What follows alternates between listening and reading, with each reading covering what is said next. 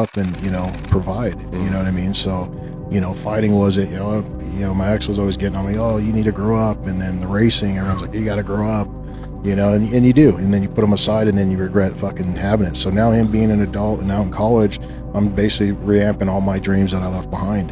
Good for you, Bubba. Good for you. Yeah, I'm trying to help heal others in the process, man. So if I could do it and get to the point where I could change my entire life, because I wasn't making the right decisions for years and burned a lot of bridges along the way too, man. And, being able to finally recognize that and realize, man, dude, especially after losing him, I was like, fuck, I got to make a change, dude. You know what I mean? And you got to do it for yourself, man, or it'll never work. That's and, right. So being able to pass this forward, especially to veterans that are out there that are lost, sick, and afflicted, because suicide rate has gone through the roof.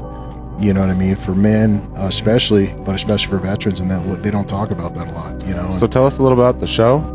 Is it on YouTube or? We have. So what we did, we're actually building my studio in Newport right now, Okay. and so we haven't launched it yet. Gotcha. We did some filming a couple years back. We had like 8 hours of filming, which was hilarious and it was awesome, but it just never wasn't the right time, and having to go through different stuff along the way, learning different lessons have definitely been beneficial to this, to where I'm a lot more prepared now for it. Nice. So I didn't want to put it on delay. He's one of my best friends. His son, committed suicide about a year ago, and it broke my heart, man, because I was like, fuck, dude. He's like, you got to get your show going, man, because, it's being able to help, people out there like that, dude. I was never suicidal, but the lifestyle of living was definitely suicidal. You know what I mean? I had zero fear, and, I wasn't, I just kept rolling with it. You know what I mean? Like, fuck it, and, I think that's it goes